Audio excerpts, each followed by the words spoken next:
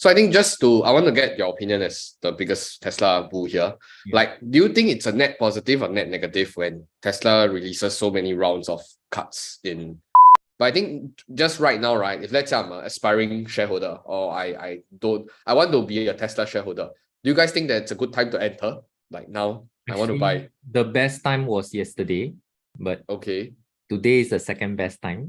Hey, welcome back to another episode of the Backholder Pod. So today, Kevin is not with us because he's happy being a king in Korea. I don't know whether we have the liberty to share the picture, but if he allow us to share it, he basically cosplayed a Korean king. But anyhow, everybody basically in the whole YouTube space, it's basically blowing up. What exactly is going on with Tesla? Tesla is like, I don't know, it went down like 20+% in the last few trading days. So maybe we'll just pass over the time to Eric because he's the next biggest Tesla bull in this call. Eric, what happened? I think it has to do a little bit with what Elon said, little bit. Although this time around it's not such a knee jerk. I mean, there's still like a 7-8% down, right? On the day that they did the earnings. Because I think the profit was down quite a bit. And then he said that we are going to prioritize growth over margins, something to that effect.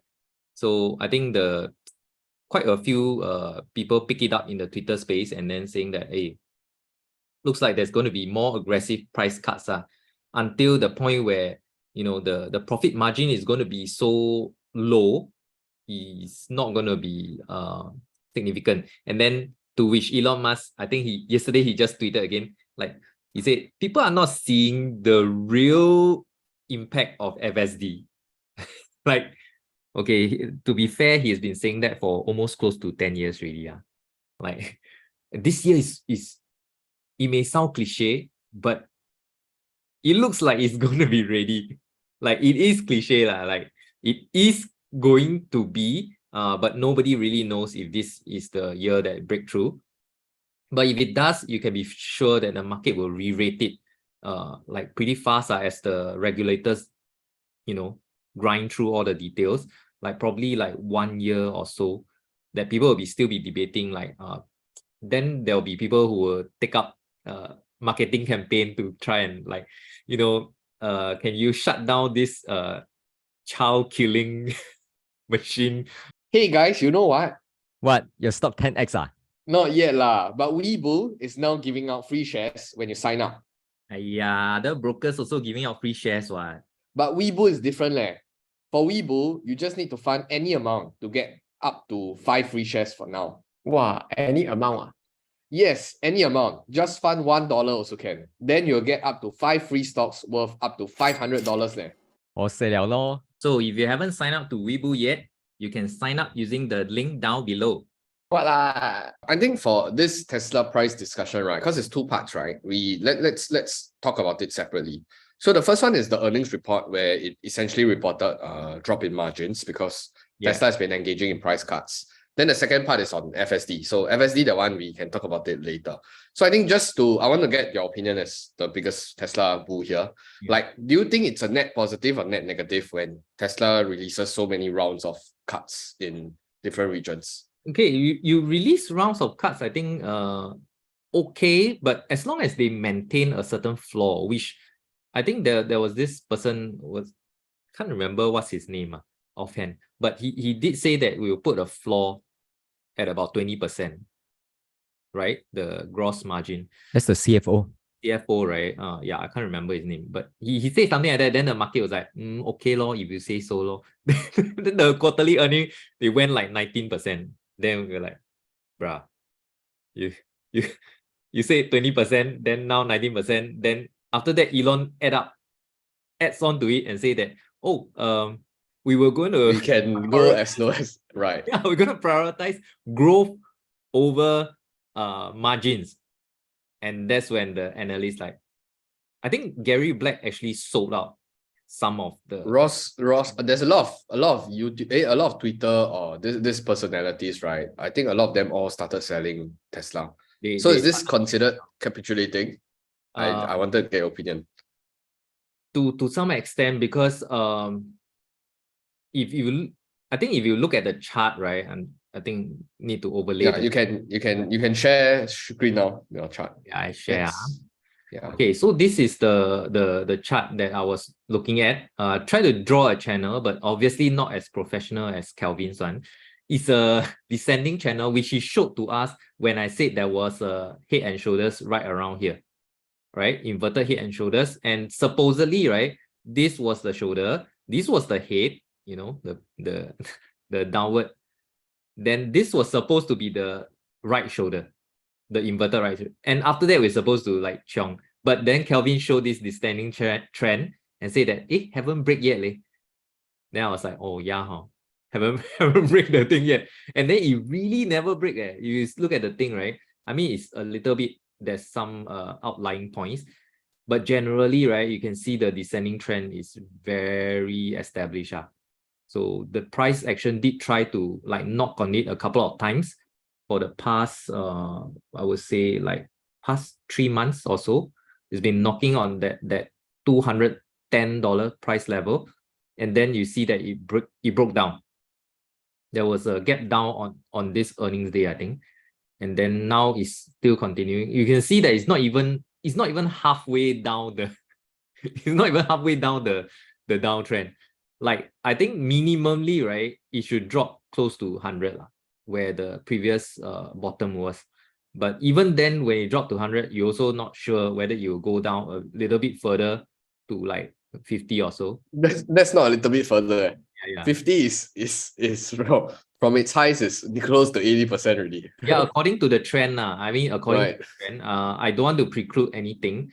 That's why I think, I don't know, like this macro environment is one thing, but Elon Musk saying that he'll prioritize growth over the margin is quite another, which he's essentially saying, right, that we can be not profit making, or at least not so much profit. Break even, yeah. Yeah, then the market will like, you're not gonna make profit, at least for the next few years, right? Then you shouldn't command such a high valuation.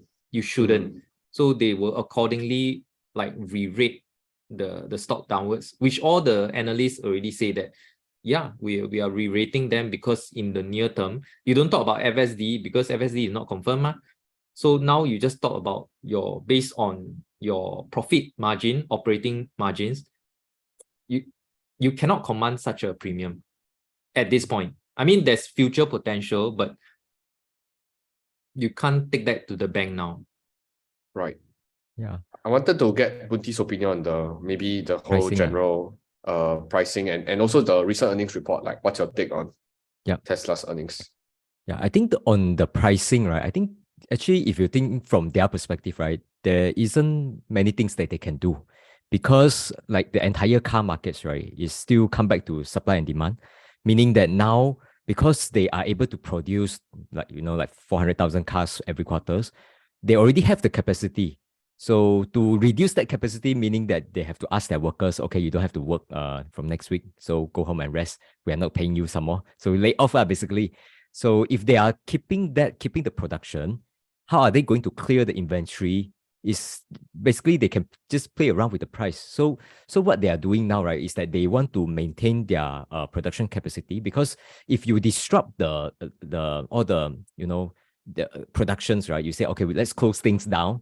Later you want to restart again, it's very tough. It's not as easy. You want to hire people back, also not as easy, because people might say, wow, last time when you are expanding, then you hire me, then the moment you have some problem, then you ask me to go home, no need to work, right? So I think all this will impact, including their relationship with their supplier, because I know that there are some suppliers that are giving Tesla very favorable terms, right? Because they know that this is like the leading EV companies, and they just give a good term so that once Tesla grow to a much bigger size, right, they can, like a relationship with Tesla. You see, I help you when you are so small. So this kind of things, I think is really they really have to grow. They cannot slow down. Of course, slow down in the sense of like, okay, instead of 30% growth down to 2010, I think this is okay. But they cannot say, okay, I need to maintain 30% gross margin.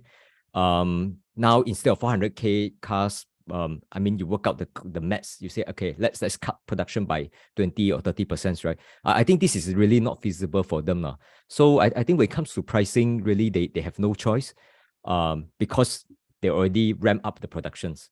So they can only play with the price now. So I think it makes sense for them now, and we should be happy and feeling, how to say, not as panicked because they lower the price to the extent that they're still profitable. Because imagine if they started up with a margin that is like, let's say 10% lower, right? Probably now they're already like loss making, and still they still have to sell it, because the other alternative is that they have to lay off people, which is the very painful, and it will hurt their cost strength if that happens. Yeah. So that's my comment on the pricing strategy. And comes to the earnings, I think still okay. Actually, it's in line with my expectation, because I think that the margin drop because of the pricing, right? The price drop already announced about like 1 quarter ago. So I'm expecting to see it down now. So it's not like a huge surprise now. I think general thoughts on Tesla now is like I do echo what Eric just shared in terms of valuations wise. There isn't really a very explicit reason, maybe because in previous few rounds when Tesla was experiencing volatility, they can attribute it to like Twitter or attribute it to like I don't know, some FSD thing. But I think this time around it's just very, very choppy because it's just price discovery. It's a price discovery mechanism. People just buy, sell, keep buying and selling until a point where it just starts consolidating. Then you know that this is probably the air quotes fair value or whatever it means lah. In the short term, they agree to this specific price point. But I think just right now, right, if let's say I'm an aspiring shareholder or I want to be a Tesla shareholder, do you guys think that it's a good time to enter? Like now, I want to buy. The best time was yesterday, but okay, today is the second best time. So this article, right, which was like start of the year lah, you now need 50,000 to buy an average new car. So this is like in the US, there are new cars, right? The average price is close to about 50,000. And then if you look at the cost of Tesla, right, the average base price, right? If you look at their best selling Model Y, it is about 55,000. And then they have the $7,500 tax incentive. So which brings their price, like, if you look at Model 3, right, the base price, right, you can get it essentially for like what? With the incentive is lower than 40K. But let's not talk about Model 3, because the best selling is Model Y, right? So it's like 55 minus 7.5 is about 47. So it's already slightly below the average car price. So what am I trying to say? I'm trying to say that the selling price, right, of their best-selling vehicle is slightly below, with the incentive, is slightly below the average car price. Whether is it ICE vehicle or EV, that's the sweet spot that people are buying cars at least in the US. Singapore, I mean, 250,000 for Model Y. Like, gee, cannot lah. Like, it's like nuts. It's like a 2-bedroom HDB kind of thing. So at least for the US, right, I would say that we're pretty near to the sweet spot. I think people will fear monger and Elon said that they will sacrifice margin for growth. Like, I mean, I was also thinking along that lines, but if you do some research, right, it's not very likely that Tesla will keep cutting until 25,000. Because it's already like, the sticker price is already better than most ICE vehicle. I mean, granted, it's still a bit more expensive than Toyota. I think Toyota is about 30,000, 30 something. So it's still some distance to go. But if you want like an average car, right, a Model Y is kind of very attractively priced already. Yeah. So to Bunti's point earlier, right? Yes, Tesla want to spur growth, but not insane growth. Like steady growth and not insane, because the charging facilities also need to ramp every year. Every year they're adding about 3,000 stores of the superchargers. So they do need time to build up. Every year 3,000, no. I mean, that's like the max they can go, the fastest. So Elon wants to make sure that this increase like gradually lah. It's like we want the HDB price to go down gradually also. Yeah, but gradually at around 40 to 50% lah. Yeah. That's their target. Yep. That was, I think their target now is probably around 40. Yeah. 35 to 40, no longer 50. Actually, I want to ask also, right? I think we talk a lot about all the pricing, and then some even debate about the whether they should do advertising or not. But there's a couple of like good news coming from the earnings call. Number one, I think is the Cybertruck, because I think Cybertruck, we have seen quite a number of like video footage on Twitter showing, you know, their testing or whatever, right? But this car haven't launched yet. So they say they are going to launch it in Q3, and there's a lot of orders that is still, you know, they have to fulfill, right? Of course, it started out this year. The ramp will be very slow this year. It won't contribute much to the revenue, but at least for the next year and the year after, if they ramp up well, I think this one also is a huge revenue contributions. And then the other thing is, I think the energy generation and storage also quite a good results, right? Relative to before. If you look at their growth rate, I think growth rate also increased, right? I think it's growing like 148% year over year.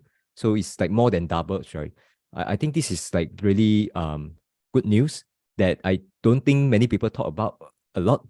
Probably also because like these are, for Cybertruck case, it's like zero revenue now, and energy storage is still very small based in terms of their revenue. Because of what the you guys energy, think? The energy is very patchy, the growth. If you look at from the quarter to quarter, right, or even year to year, their energy revenue is very patchy. It's not like a steady trajectory like the auto side.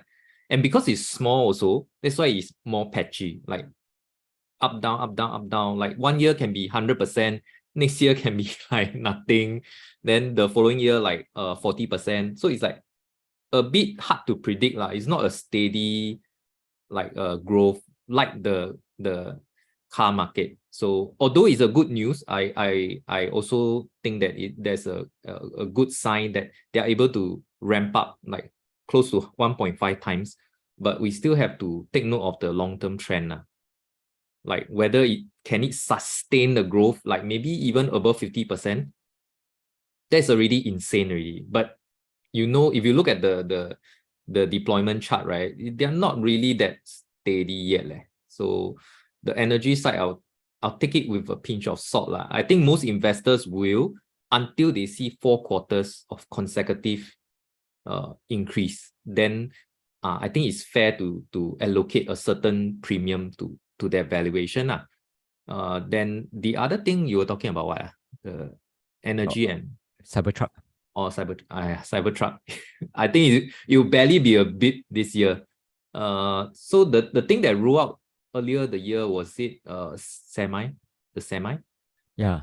Yeah, and it's still they don't have breakdown of that, how many many semi they sold. It's still too small a blip. So I don't think eventually, even if it ramps up crazy a lot, right, I don't see it going anywhere above 500K like for the next 2 years. They simply only have one factory in Texas churning out Cybertruck. So I assume that they ram it to the maximum as soon as the steel fall on the machine, keep flying out of the thing. Maximum, I would say 500K. That's already like very good already. You add 500K to the mix, I don't know, like will it make like really a very huge difference to their valuations? I'm of the camp that it doesn't. It looks impressive. The aesthetics of it is very impressive, but materially, I still think that it will be the Model Y and the Model 2 eventually that will drive the share price higher. Eventually, FSD is going to explode the thing to the moon. But that one is a core option. So we're not going to depend on that, like at least for the next 5 to 7 years. Yeah, sometimes I don't think it's like looking at Cybertruck thinking that this will be like a big revenue driver. I don't think so. It's just that in my view, right, because they are doing different things. Okay, on one hand doing energy, Cybertruck, then the Model 2 or whatever, right? but on the surface, I mean, we are like investor. We are outside. We just look at, okay, they announce something and then they sort out the things and then they launch it, right? And start selling it, start ramping. From us, we are from the outside. But actually inside, there are so many things happening behind the scene that they have to execute.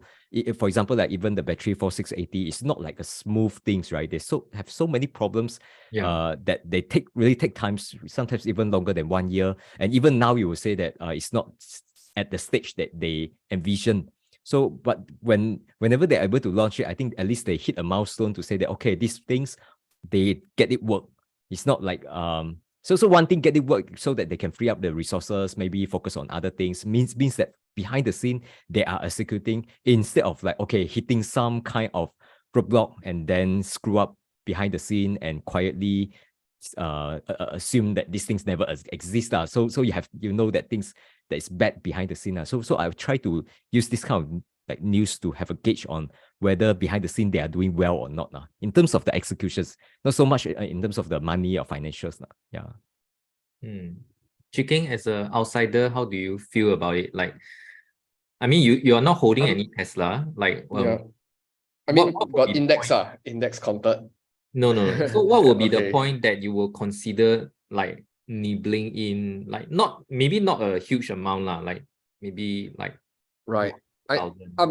I'm still trying to get over, or at least understand the whole auto business, because I think similar to like airlines, right? I think the whole business is extremely cutthroat, and it's extremely cutthroat, extremely competitive. The economics of the business, the economics of the industry, I can't really figure it out yet. That said, Tesla do have that Trojan horse, which is FSD. If they can solve it, I mean, it's easily a multi-trillion-dollar company. So here's the thing: it's either you hot big, or it goes back, or it just reverts back to the industry mean of the automobile business. So that's still my main concern. But of course, there is a valuation for everything. So if Tesla hits a certain price point, it will start to seem attractive for investors. I think for now, as an outsider, I don't know what it even means, but when I look at the whole thing, I'm just trying to figure out what's a long-term sustainable margin that you can safely or conservatively do a model. Even though a lot of people say that the model is quite useless, but I still seek some sort of, solace when you know that you crunch the numbers yourself and you aga know at what price point they are expected to deliver a certain type of results. So the current price action now is just honestly just price discovery. People are just trying to see, I sell to you, got people buy or not, and then I buy, got people sell or not. Like it's just a aggregation of demand supply but for now, I'm just trying to triangulate data points because I think you guys also know that I kind of follow the Chinese market quite a bit. And they essentially just keep trying to, I mean, it's similar to the Singapore government. They do a bit, right? They cut the reserve banking ratio. There, they try to push in a little bit of stimulus. Then behind, they try to do a bit of repo. In the repo market, they try to release. So all these are kind of contributing towards the demand or consumer sentiments in China. So I'm not too sure whether, even though the US market might be bad, like for Tesla, they are constantly reducing prices, right? Maybe in the Chinese market, we might see some sort of recovery or I don't know, revenge spending or whatnot. I mean, that's the narrative now. The numbers haven't really shown that the Chinese consumers are back in action and trying to spend a lot of money again. So I'm just keeping my eyes in just on the pulse of the market for the auto business. And sometimes it's not like I actively search for Tesla news, It's just a Twitter algo. They just keep bringing up all these articles. I don't know why also, but I think it's just in the space. They just keep recommending, Tesla did this, or in China, You must auto see who business owns Twitter, ma. Yeah lah. So I guess that's why I keep saying this kind of things, and I just naturally look at it lah. But I think I did a previous video before. I would maybe be remotely interested if it goes back down again lah. Like, I mean, my previous video, I did say publicly that I'll be more interested at 80 lah, but I don't know whether it will reach there. But if it doesn't, then I'm okay not owning it also. So that's just my general takeaway. Yeah, I think 80 is a pretty safe number. Your margin of safety is there lah, definitely. It may still go down more, like what your good friends say, but 80 I think is a fairly good number. If you multiply it out, it's 240. pre-split. 240 pre-split is like 2019 prices. Yeah. Like you just imagine Tesla in 2019, right? The annual production is not even like what, how much? 100 and something thousand. But now they're I think doing this train of thought, yeah lah. I mean, generally, for Tesla lovers or fanatics, please don't flame me. But 80, I just throw it out because of certain assumptions. Because like what Prof. Damodaran said, every time you buy at a certain price point, you are buying a certain set of assumptions. So those are just the set of assumptions that I'm comfortable with. But I think in terms of the price anchoring, might be a little bit dangerous because you look at a lot of companies, right? I think like Intel or whatever, they also go back to, I don't know, 5-10 years ago prices, and they double, triple, quadruple their revenue. I mean, Baba is also the same. Not saying that's a good investment. So I think since it's a discounting of future expectations, please exercise discretion and your own expectations of the market accordingly. Hope you guys enjoyed the Tesla discussion. If you guys have any more comments on maybe FSD, on Cybertruck, on the upcoming quarters, whether they're going to reduce prices again, please feel free to leave in the comment section down below as well. And we'll see you in the next video. Goodbye.